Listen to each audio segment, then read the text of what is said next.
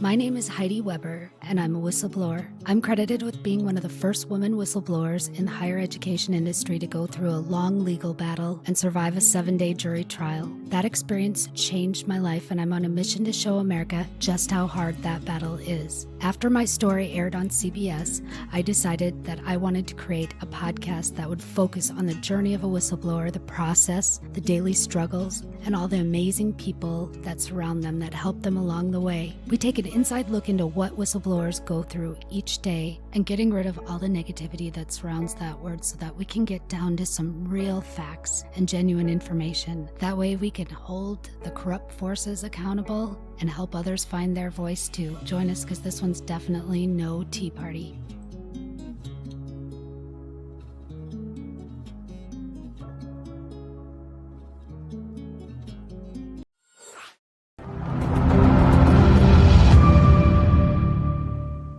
Support for the Whistleblower Revolution provided by the Marion Scallett Law Firm. Our talented attorneys have been at the forefront of whistleblower law for decades. Our presence in Washington, D.C. gives us access to key government players while still allowing us to represent whistleblowers from across the country and around the world. Marion Scallett is committed to fighting fraud and protecting whistleblowers.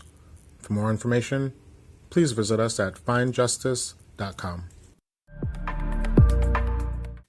Hi, welcome to the Whistleblower Revolution.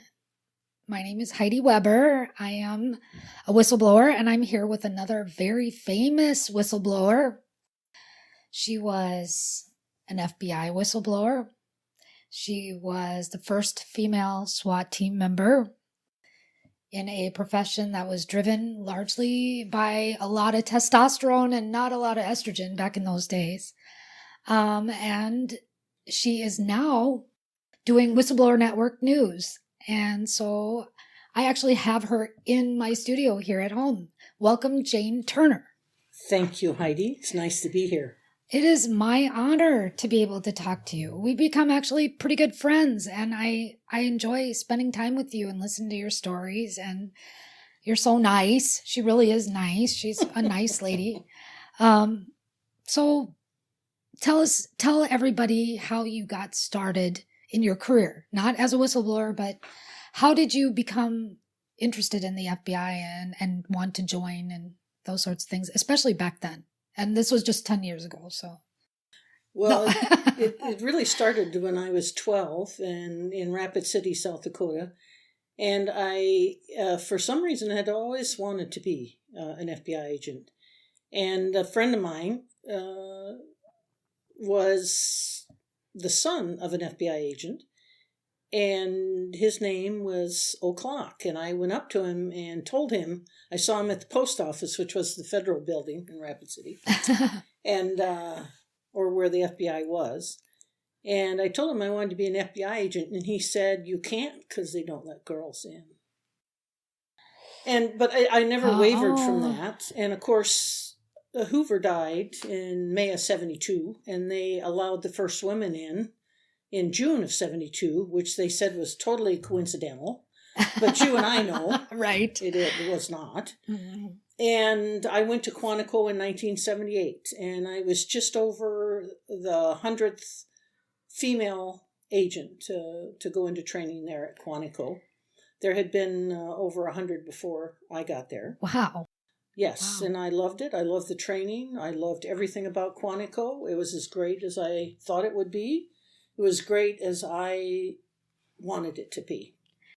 And my first office was Seattle, Washington. And I was in SWAT there. I was not the first SWAT for the whole United States. I was the first SWAT in Seattle. So how easy or hard on you were they? Were they hard on you? Were the guys hard on you? Or did they kind of let you skate through? Or what was it like to go through that training as a woman? The training was absolutely the same for men or women, except for the physical, where we didn't have to do the push-ups like the men did. But that was the only difference. Everything else was the same. The firearms, the scholastics, everything was the same. So they do psychological testing as well, don't they? You had to take a MMPI. Yeah. Prior. Yeah. That was part of the background investigation. So yes, Very cool. Yes. Very cool. So they were at least making sure that you had the right frame of mind for that kind of work too. Correct. And when I did I was looking at doing undercover work, and it was very interesting because they told me that the majority of FBI agents think inside the box. They are a disciplined group, but they tend to pretty much follow authority. And they told me, which I thought was pretty funny, you think outside the box. So, yeah, there is a lot there that come from the military, very authoritative. Yes. So what did your parents think of that, of all this? I think, I believe my mom and dad were very proud. I know my mom was. And my dad had been a civilian at Ellsworth Air Force Base. Yes. So, yeah, it was, I don't think it surprised them. I think they were very proud. And then do you have brothers or sisters? Do you have siblings? I do. I have 5. Wow. Yeah, 2 sisters and 3 brothers, and also a brother that died in infancy. Wow. And yeah, it was a big family. That's great. That's really it was great. In fact, a funny story. After I graduated, I brought out my parents, and my brother came. He's 2 years older, and we were on the airplane heading back to South Dakota, and I had declared a gun, so they knew on the flight that I had a gun. The stewardess came up and talked to my brother and said, "You're the FBI agent," and he looked very chagrined, and he said, "No, she is." Pointed at me. So yeah, it was very unusual back then. It was very unusual, and I'll have to say, my first office, it was it was really kind of a boys' club. I mean, a men's club, and I didn't realize that when I showed up. Yeah. You look like you could get along with anybody. You really could get along with anyone. She really is nice. So what was your day like? That first job when you're on the SWAT team, or, what was a day in the life of Jane Turner, the FBI agent? Well, in Seattle, it was my first office. And at that time, you had to go out to a first office for 4 years. And then they would send you to a big office. And I worked applicants, white-collar crime. I did get on the SWAT team. I became a profiler in the Seattle division. I also started a management program. Seattle, the Green River Killer. Yes, was and I did the around profile. There. Oh, yes, wow. Yes, the original. What was his profile. name? Ridgway. Ridgway Yes. was his last name. Yeah, Yes. He's a creeper. Ooh. Yes, and All yes, right. I did the profile for that. So what did you do by profiling? I mean, pretend, because I really am not bright on all this stuff. Tell me what you do, like, during your day. What was exciting and fun about it? Well, I have a background in psychology, so of course the study of human behavior is something I really like. And that shows itself in interrogation, the interrogation techniques and everything else I used, which I was very successful in. But the profiling program started at that time, and back in Quantico. So they sent us out into the field, and I was chosen to go from Seattle. And we were the first profilers. Wow. Yes, pretty prestigious. So I came back from Quantico, trained as a profiler. But at that point in time, we just gathered everything together and sent it back to Quantico. For someone else to review then? Or, Correct. Yeah. And they actually did the profile. So I'd go down to the PD, get all the photographs, all the victim statements, everything, that's necessary, package it all together the way a profiler would. And it was at that time taken back to Quantico. When I was transferred to New York, we would do the same thing, but I would also do some profiling for an example, there was Robert Chambers, who was a Central Park preppy killer. And we also had the bombing there of the abortion clinics. Mm-hmm. So I would give a little bit there and put it together before sending it back. So, as you got older and more experienced. Were you ever scared? Were you ever scared? Never. I loved Never? everything I did. Absolutely everything. Whether when I got to New York, it was organized crime, the Genovese family, and I did that there. And so I did everything except counterintelligence, which to me didn't seem to have a lot of appeal. I wanted to be on the front line. Right. From an integrity or character standpoint, that's kind of a subversive or, diversive type thing. So what was your favorite story that you were involved in? What was your favorite case your most favorite case? Was it the Green River Killer? Was it, did you ever get a chance to talk to him after they caught him or? No. No? But I did Clifford Olson, who is Canada's serial killer.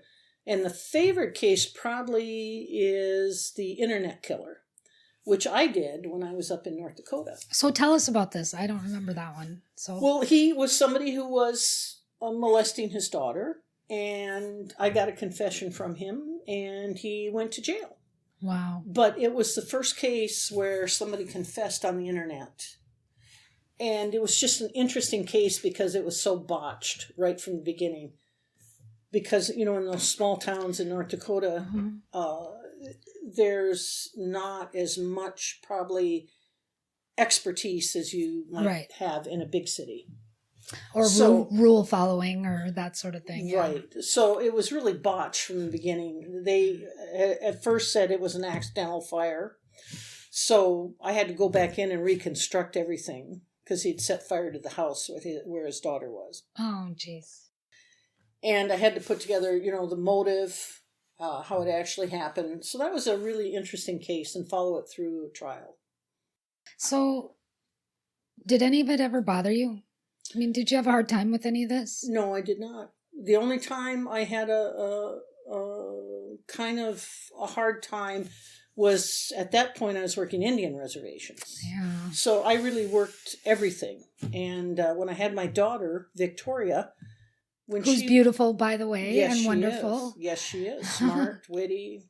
Yeah, she's got it all. Just like her mother. Yes. But I was working Indian reservations, and Victoria was a very small child, and I interviewed a grandmother who orally copulated her grandson. Oh, my gosh. And the reason she did it was because the grandson was having his fingernails painted, and she was afraid. He was just playing with his nephews and nieces, and they just painted his fingernails because that's what they were doing. And she caught these kids painting his fingernails, and she was so concerned that it would make him gay that she orally copulated him. And I got a confession from her, but that child was the same age as Victoria. And that was the only time I have ever lost that incredibly cool exterior. And I always approach people with a lot of respect and treated them, honorably. And always found it fascinating to get into the minds of these people. And that's the first time I lost that cool exterior. Absolutely. I did get her to confess.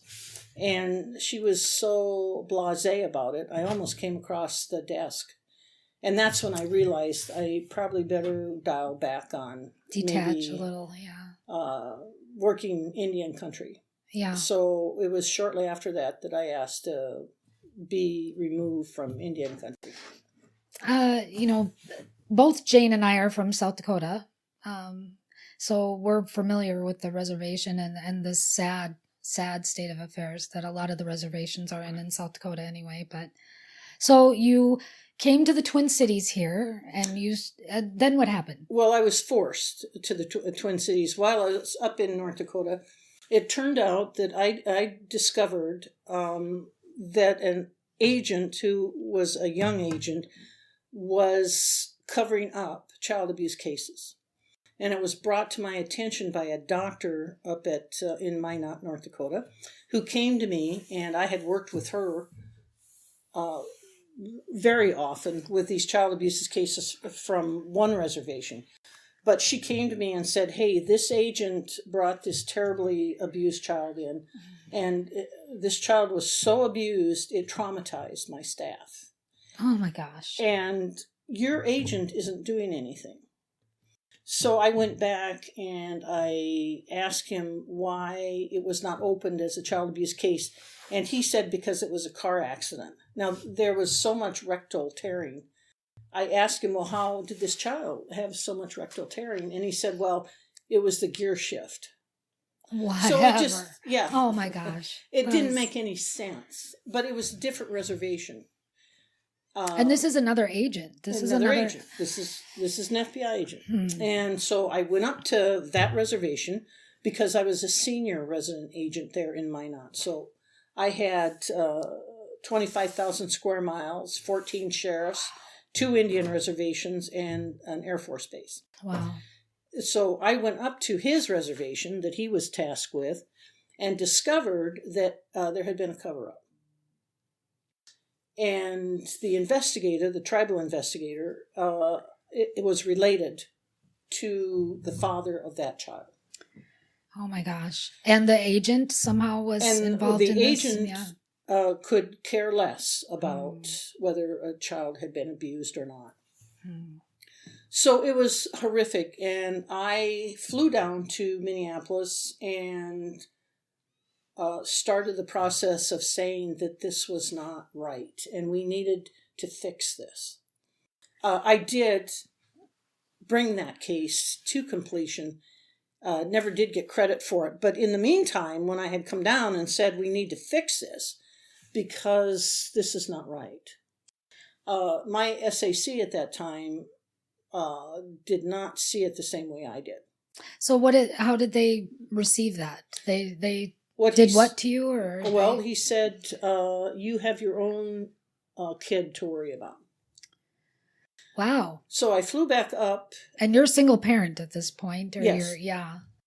And so I flew back up, and I knew that, kind of like you, if you have 2 choices, you can either do the right thing, but get fired, or be quiet and continue on your job. Right. We all know what happens. Yes. To And of course, your moment came at your father's funeral. And my moment came in a grocery store in Minot, North Dakota, when I said, if not me, who? That's right. And if not now, when? Yeah. So I put it in writing, and what happened was I had just purchased a new house. And they transferred me. I got transfer orders. But they lied to me and said that I was coming down to take over the Crimes Against Children program. Yeah, that was a lie. When I came down, there was nothing. Wow. I didn't even have a seating arrangement. I just had, nobody was talking to me. I had come down and the SAC had told the office, that I was trouble. Oh, brother. So it was very uncomfortable and nobody had talked to me. So in that space of Minneapolis, FBI, I put together the biggest case that they had, which was theft from ground zero at that time. From 9/11. From 9/11. Yeah. And I had done it all on my own, and I had gotten help from another federal agency because nobody would work with me. Wow. Yeah, in the Minneapolis FBI. How hard was that, Jane? It was very difficult. It was mentally. I mean, I can only imagine how hurtful that would be. Terrible. And how terrible. And of course, they start taking your performance report down, and I got this big, huge case going, and the theft from ground zero, which a company here in Minnesota had stolen, a huge amount of material that had been donated to people in New York after 9/11. So it wasn't actual evidence, it was donations that went out to the families then? Or there were generators, water. Oh, sure, okay. All kinds of stuff for the people in New York. And this company, who had been hired to go out and help in the cleanup, it was a cleanup company, they had just sent semis out there, loaded all this stuff up, brought it back, and used it in their own business out here. Oh, boy. So when we had a train that went off the tracks a couple years later, they used all the stuff, the water, T-shirts. There was tons of T-shirts. They put their own name on it of the company, gave them out. So this was too bad we can't give the company a little shout out, but we won't. We will be good. So it was a huge case. And then I found out that we had stolen material from 9/11 in our own office. You know, it's funny you say that, and I really wanted to get into this because I had another whistleblower that I talked to not that long ago who also worked, I believe he worked in the FBI as well, and was giving me all kinds of information about boxes that were empty, that were supposed to have evidence in them, and you go and look and they're checked out to somebody who doesn't even exist, or, you know, things like that. So I'm curious, tell us more about this. What happened to that stuff, or who took it, or why, or... Well, it was our evidence response team. The FBI had sent from all of the different offices evidence response teams to go out to New York, and they were on the island there going through all this material from 9/11 because, you know, you never know what you can find. Yeah. Well, it turns out people were taking souvenirs, were taking pieces of evidence, and either for themselves, for their lovers, for their wife, for their minister, didn't really make any difference. You know, they just stole stuff. Not respecting that this was a grave site for so many people. And it could be evidentiary. Right. Yeah, That's sad. the first bombing was discovered. They found a teeny piece of metal that had some serial numbers on it. So, no, you're never supposed to take anything. And in fact, that's one of the changes. They never had a policy in the FBI. Oh, really? Yes. Well, who would think that an FBI agent would steal anything? Right. So they never had a policy before. So after I understand from a friend in the FBI that they instituted a policy after my whistleblowing that you couldn't remove things or steal things. So, right. Yeah, so that was one good thing. You think some people are born with a good sense that God gave them, and then you find out that no, you grew up evidently in a barn somewhere. Yes. And I'm using Midwest humor, yes. You know, euphemisms. But so that really tore the sheets, as another Midwest euphemism. That was it. So you were the bad guy at this point. You were the one to stay away from. Oh, that did it. And at that time, I had Stephen Cohn from Cohn and Colapinto on board from the initial problem up in North Dakota. So he successfully kind of led me through. How did you meet him? He's great, by the way. They're awesome there. I love him. Oh, He's a good guy. Well, really. Back then, and we're going back now, this was ended in 2003, but there was another FBI whistleblower, and Fred Whitehurst. And Fred blew the whistle on the lab. There was no support system back then. Mm-hmm. So you didn't have a community like you have established here with your talk show or podcast. There was never a community. I had no community to fall it's terrible. Upon. Yeah, terrible. Fred contacted me. He reached out for me. So that was amazing. And through Fred, I got Stephen. Yeah. What a blessing. And it really is a lonely road. It's a lonely terrible place to be a whistleblower, because if you didn't already know, you can't talk about any of this to anybody. As long as it's under seal or it's been investigated or there's any kind of, legal proceeding, we have to be very quiet about what we say, and it's very lonely. It is, and you're under attack. Right. The whole time. All over. Mm-hmm. The FBI here in Minneapolis tried to get me for leaking grand jury, which was totally non-successful because I didn't. Oh, goodness. They took my performance reports down to the point where I was terminated with 25 years. That's pretty amazing. So we call it a constructive discharge. Wow. Yeah. So that's being, you're forced out. Were you surprised that there's so much retaliation? Yes, I was really surprised because, this probably speaks more about me than it does them, but I really, really, really, really was a good FBI agent. Yeah. And I taught profiling. I did a lot of things, was considered one of the best interview people. So, and had a long established reputation. And even the United States Attorney in North Dakota came down and testified in my trial. So I guess, like you, I thought I was fireproof. And it turned out I was not. Yeah. Yes. So how brutally, how awful they came after me, it was incredible. In fact, after this all happened, I probably sat in a corner sucking my thumb for a number of years. Yeah. I was so traumatized. And they took my identity. It shattered me. And the reason they said they terminated me, well, it was a constructive discharge, was because I embarrassed the Bureau. Wow. Yeah, that's a wow. That is really something. That is really something. And all I was trying to get them to do was do the right thing. That's right. Yeah. To handle the child abuse cases on Indian reservations, just do the right thing. I wasn't after any more than that. Theft from ground zero, return that. And they did. It was a Tiffany Globe. Oh, wow. And they found the parents of the young man who died in the tower, who owned that Tiffany Globe. Oh, wow. It sat on his desk. And they returned it to the parents. Well, that's great. That's amazing. That is amazing. Yeah. You know, it's stuff like that that just lets you hold on to your faith in humanity when you've lost it, you know. Because that's hard, Jane. My heart feels for you because I know what that feels like. Yes. To lose yourself. Yeah, you've been there. So you know.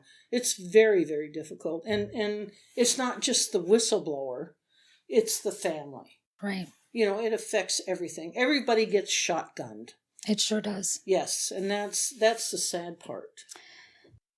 And we try and psychologically break down all this stuff. And I have a healthcare background, and you have a psychology degree, and we can break it down every day of the week. But it falls to personal integrity, character, your morality, the way you're raised, and what legacy you want to leave. Yes, on this earth. And I choose to not leave a legacy of being a jerk, being unaccountable or hurting other people. Right. I want to make the world a better place when I leave. And we all share that. I think all of us. I don't know of any whistleblower that doesn't share that feeling. Right. And most whistleblowers will tell you that they only were trying to do their job. And you hear that refrain over and over. They were just trying to do their job. Right. And most of us, would have been happy if I just fixed it and we could just go on. Exactly. It's not about money. I get so angry at people that say that. I get angry. Although, I got to say, we talked about this earlier. Most people are favorable to whistleblowers, especially now, because they can see all of the, maybe there's a lot more discontent out there. And I think makes people more aware. Would you do it again? Well, as you know, every whistleblower is going to say, yes, I would, because they've got too much time, energy, and soul that they have put into it. So, you're really stuck. I mean, yeah. You get to a point where you're stuck. You got to ride that train out. You got to ride that. Once you get on that train, you're on it. But I look back at the damage it's done not only to me, but to my daughter, to the lifestyle, to my large family. I mean, it's a tremendous price, but I don't know how you can back away from it. That's the hard part, is there's no way you can back out of it. I was not going to let that child up in North Dakota continue to be abused. Right. It wasn't going to happen. And I was forced into a situation that I had to do. Same with the theft from ground zero. That globe belonged to somebody, and it wasn't the secretary. Right. It sat on a secretary's desk. An evidence response team member gave it to a secretary. Wow. It didn't belong to that secretary. So you're really forced into a situation. Like you said, you climb on that train, and you got to ride it to the end.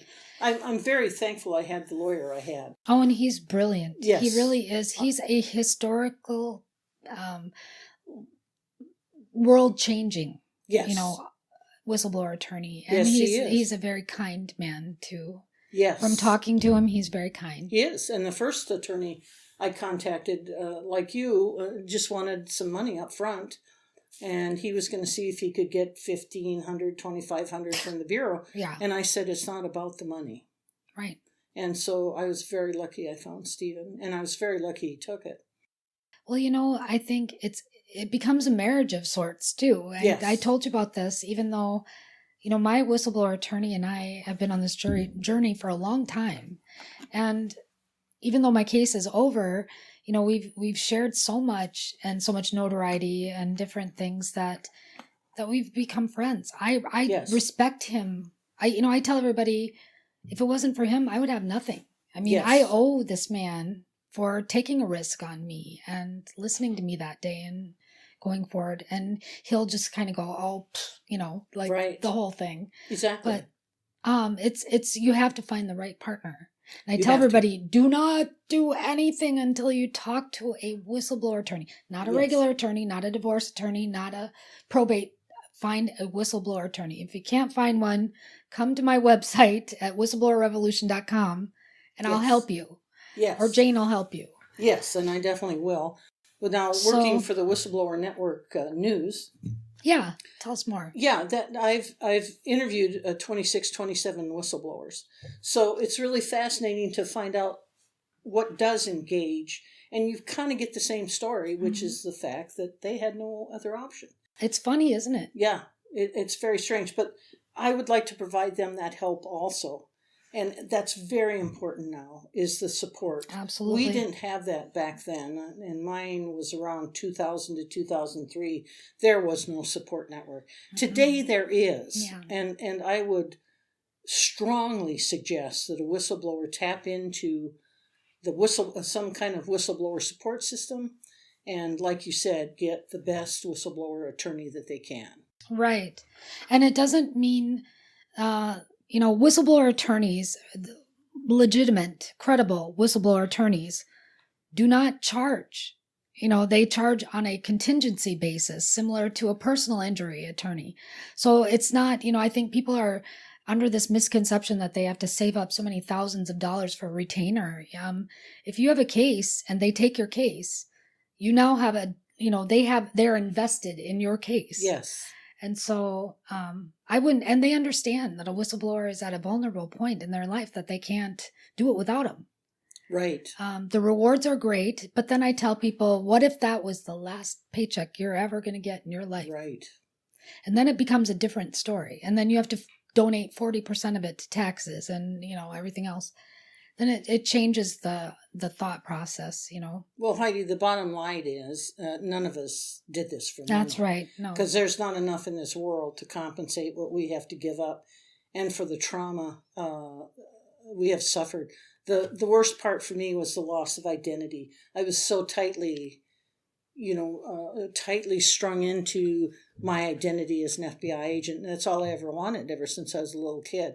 So to have that taken away so brutally and just abruptly, done. And in fact, the SAC, as he told me, I was terminated, and to leave the office, they stripped me of my badge, my gun, everything. He pushed me out into the hallway, and before he shut the door to the FBI office, he said to me, "You've had a wonderful career, and it's over." And he slammed the door shut. And there I was. Okay. I would have lost it.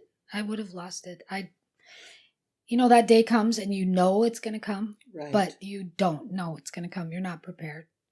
So when did you regain that back? When did you decide that you wanted to do something different with that and get your mojo back, so to speak? The old mojo. Well, it took me a lot longer than I think a lot of people, because it was almost a decade, I would say. And of course, the thing that brought me back was my family, my daughter, and who's beautiful again, by the Yes, way. She's yes. wonderful. And She's in here, so we and can she's say working with whistleblowers. She is. Yes, and providing assistance. But I if I had not had her, I probably would have eaten my gun. Really? Yeah. Yeah. It was that bad. They really, really beat on me. They took me into a room And as I have told people, called me everything but a white woman. I mean, they really told me I was awful. Oh my gosh. They even criticized the clothes I wore. I mean, it was just brutal. Wow. I can't even begin to tell you how brutal it was. Yeah. And they were just trying to get me to quit, which was not going to happen. Yeah. Not with Well, good for 25 you. years in. Yeah. God, I wish I fit, my heart.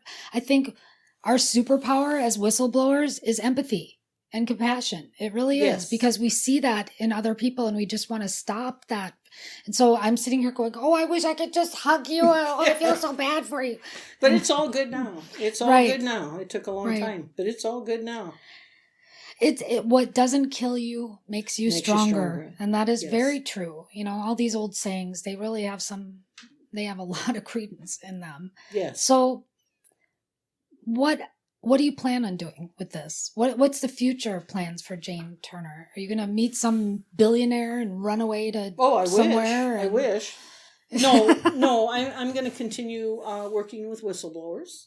And that appears to be what the rest of my life is going to be. Also, I'm writing a book and in the process of trying to get that done. That's been on the burner for quite a while.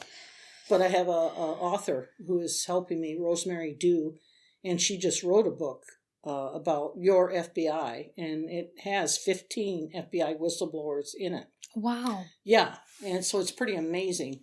But Rosemary Dew is helping me write this book, and I hope to have it done this year. And it's just your story, basically. It's Yes. your story of Yes. everything. Yes. I would have never guessed that there are that many FBI whistleblowers. Did you know of any other than Mr. Whitehurst or There before weren't you? any others in the beginning. Fred was the first. We call him the grandfather of whistleblowers. And then... Is he still around? Yes, he is. Yeah. And he's had trials and tribulations. He's a wonderful man and has given a tremendous amount of time to whistleblowers. And he's just wonderful. But there just wasn't anybody else there. Now, subsequently, he went through, I did, and we've had other whistleblowers popping out from the FBI. So there's at least 15. I think once you break that seal, it kind of makes it a little bit easier. But we used to say, too, the government isn't going to lose against itself. It's not going to come after itself. So it makes it, I think I have the ultimate respect for federal and state government whistleblowers because they have a hard road. Most get nothing right in return. So, which one is your favorite whistleblower? I can't put you on the spot. Out of the 26 or 27 that you've done. Heidi, that has to be you. Right. Yes. Okay. There you go. All right. Well, then we have it right there. That was a simple answer. I know, right. Here I thought I was going to put you on the spot. Well, it has been wonderful. I hope that you'll come back and tell us some more cool stories by the campfire about all the aliens and different things, the FBI and the, all the conspiracy stuff that we want to believe. No, I'm teasing. Sure. But it's just nice to chat with you. And even visiting with you as a friend, I feel that I have the ultimate respect for you. You're my hero. You're a lot of people's hero. And, well, thank you. And you know what? We all sleep better. Mutual. Oh, thank you so much. You've done a lot for the citizens of Minnesota. Well, hopefully. And other states, yeah. Hopefully. And the students. Yes, it's all about kids. yes. So, it's a pleasure to be here. Thank you very much. Now you're making me blush. I'm losing track of what I'm saying. Okay. Anyway, go to whistleblowerrevolution.com.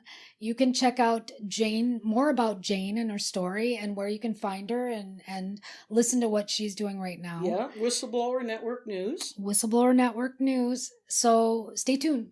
This one's definitely no tea party.